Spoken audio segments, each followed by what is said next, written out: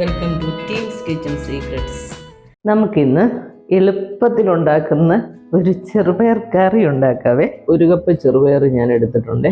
1 cup തേങ്ങ വേണം, 2 ചുവന്നുള്ളി വേണം, 2 പച്ചമുളക്, പിന്നെ ഒരു 1/4 ടീസ്പൂൺ ജീരകം, 1/4 ടീസ്പൂൺ മഞ്ഞൾപ്പൊടി. ഇതെല്ലാം കൂടെ നല്ലപോലെ അരച്ചെടുക്കണം. ഈ കറി ഉണ്ടാക്കിയുണ്ടല്ലോ, ഒഴിച്ചുകറിയും തോരനും അങ്ങനെ വെക്കണ്ട.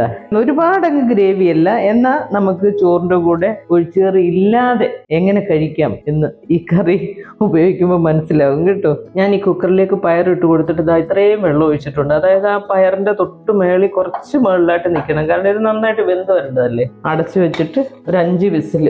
നമ്മുടെ പയർ ഇവിടെ നന്നായിട്ട് വെന്ത് കിട്ടിയിട്ടുണ്ട് കേട്ടോ. ഇത് നമ്മളിങ്ങനെ ഒന്ന് പ്രസ് ചെയ്താൽ ഉടഞ്ഞു പോകും. ആ പരുവത്തിൽ നമുക്ക് വെന്തെടുക്കണം. തോരനും മെഴുക്കുവരട്ടിക്ക് എടുക്കുന്ന പോലല്ല, കുറച്ചുകൂടെ വേഗണേ. ഇനി നമുക്കിതിലേക്ക് ഈ അരച്ച് വെച്ചേക്കുന്ന അരപ്പ് ചേർത്ത് കൊടുക്കുക. എന്നിട്ട് നമുക്ക് ആവശ്യത്തിന് വെള്ളവും കൂടെ ചേർത്ത് കൊടുക്കണേ, കാരണം ഇത് കുറച്ചൊന്ന് കുഴഞ്ഞിരിക്കുന്ന നമ്മുടെ ചാറ് കറിക്ക് പകരമായിട്ടുള്ള കറിയായത്. അപ്പം കുറച്ചൊരു ചാറ് ഇതിന് വേണേ.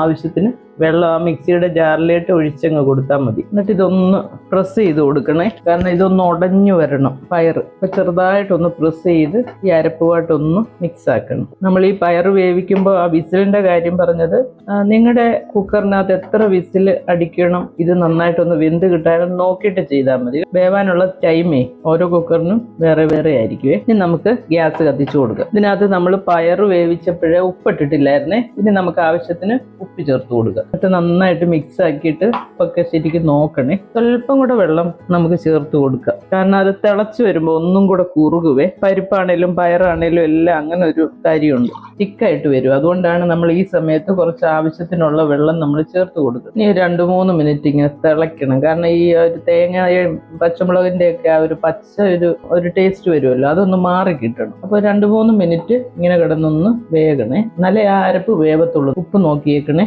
ഉപ്പ് എപ്പോഴും നമ്മൾ കുറേശ്ശെ ചേർത്ത് മിക്സ് ചെയ്ത് നോക്കിക്കോണേ, ഒട്ടും കൂടാൻ പാടില്ല. എല്ലാ വീഡിയോയിലും പറയുന്ന ഒരു സെന്റൻസാണ് ഞാനത്, എനിക്കറിയാം, എന്നാലും ഞാൻ ഓർമ്മിപ്പിക്കുക കേട്ടോ. അത് ഇന്ന് 2-3 മിനിറ്റ് ഇങ്ങനെ കിടന്ന് തിളക്കട്ടെ, എന്നിട്ട് ഞാൻ കാണിക്കാവേ. നമ്മുടെ പയറും ആ അരപ്പും കൂടെ ഇവിടെ കിടന്ന് നല്ല പോലെ തിളച്ച് വെന്തിട്ടുണ്ട്. ഒരു 4 മിനിറ്റ് ആയി. ഇപ്പോഴത്തേന് ആ അരപ്പിന്റെ ആ ഒരു റോ ടേസ്റ്റ് എല്ലാം മാറിയിട്ടുണ്ടല്ലോ, നല്ല കറിയായി കേട്ടോ. ഇതിപ്പോ എന്താണ്ട കണ്ടോ, ഈ ഒരു ഗ്രേവിയിലാണ് ഞാൻ എടുക്കുന്നത് കണ്ടോ. ഇതുപോലെ ലൂസായിട്ട് കിടക്കും. പക്ഷേ ഞാൻ പറഞ്ഞല്ലോ, പയറും പരിപ്പും ഒക്കെ നമ്മൾ തണുത്ത് കഴിഞ്ഞാലുണ്ടല്ലോ കുറെ കൂടെ അങ്ങ് തിക്കാവും. അപ്പൊ ഈ ഒരു പരുവത്തിൽ തന്നെ നിങ്ങൾ എടുക്കണം. ഇതിലും ചാറ് കുറുകരുത് കേട്ടോ, അന്നേരം വല്ലാതെ അങ്ങ് ടൈറ്റ് ആയി പോവും. കണ്ടോ, ഇതുപോലെ ഇരിക്കണം കേട്ടോ. ഇനിയിപ്പൊ നമുക്ക് ഇതിലേക്ക് കടുക് വറുത്തിട്ടാൽ മതി.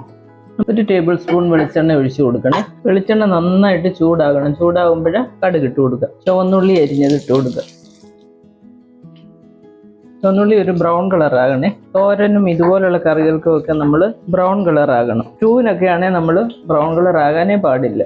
ചെറുതായിട്ടൊന്ന് ഇളക്കി കൊടുക്കാം കേട്ടോ, അല്ലെങ്കിൽ ഒരു സൈഡ് മാത്രം ഇങ്ങനെ കിടന്ന് ബ്രൗൺ കളർ ആവും, മറ്റേ മേളിലോട്ട് കിടക്കുന്നത് അത്ര അങ്ങോട്ട്. ഇപ്പം കണ്ടോ, ചെറുതായിട്ട് ബ്രൗൺ കളർ ആകുന്നുണ്ട്. അപ്പം നമുക്ക് വറ്റൽമുളക് അങ്ങോട്ട് ചേർത്ത് കൊടുക്കാം. വറ്റൽമുളകും കൂടി ഈ എണ്ണയ്ക്കകത്ത് കിടന്ന് ഒന്ന് മൂക്കണേ, അപ്പോഴത്തേന് അതിൻ്റെ നല്ലൊരു ടേസ്റ്റ് അതിനകത്തോട്ട് ഇറങ്ങും. ഇനി നമുക്ക് കറിവേപ്പില ചേർത്ത് കൊടുക്കും. കറിവേപ്പിലയും കൂടെ ഒന്ന് മൂത്ത് വന്നു കഴിഞ്ഞാൽ കണ്ടോ, ഈ കളറേ ആകാവുള്ളൂ കേട്ടോ, കരിഞ്ഞ കളർ ആകരുത്, അന്നേരം പിന്നെ കറിയുടെ ടേസ്റ്റ് മാറിപ്പോവേ. ഇനി നമുക്ക് ഇതിലിട്ട് ഒഴിച്ചു കൊടുക്കുക.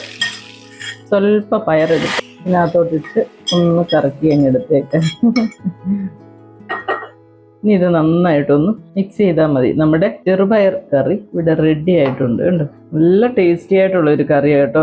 ടേസ്റ്റ് മാത്രമല്ല, ഇത് അറിയാമല്ലോ, ചെറുപയറൊക്കെ എന്ന് പറഞ്ഞാൽ നല്ല പ്രോട്ടീൻ അടങ്ങിയ നല്ല ഫുഡാണ്. ഇത് ചോറിന്റെയും ചപ്പാത്തിയുടെയും എല്ലാത്തിൻ്റെയും കൂടെ നന്നായിട്ട് ചേർന്ന് പോകും കണ്ടോ. നേരത്തേനെക്കാട്ടി ഒരു സ്വല്പം കൂടെ തിക്കായില്ലേ, അതാ ഞാൻ പറഞ്ഞ് ഒരു സ്വല്പം വെള്ളം വെച്ച് കൊടുക്കണം, അല്ലെങ്കിൽ നമ്മൾ കഴിക്കുന്ന സമയമാകുമ്പോഴത്തേന് ഭയങ്കരമായിട്ടങ്ങ് കുറുകിപ്പോവും.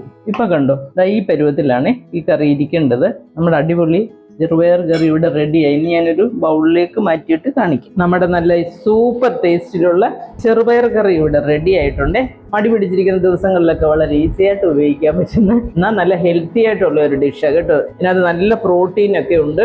ഇത് ചോറിൻ്റെയോ ചപ്പാത്തിയുടെയോ ഒക്കെ കൂടെ കഴിക്കണം. അപ്പോൾ എല്ലാവരും ട്രൈ ചെയ്യുക. എൻ്റെ ചാനൽ ഇഷ്ടമാവുകയാണെങ്കിൽ ലൈക്ക് ചെയ്യാനും ഷെയർ ചെയ്യാനും സബ്സ്ക്രൈബ് ചെയ്യാനും മറക്കരുത്.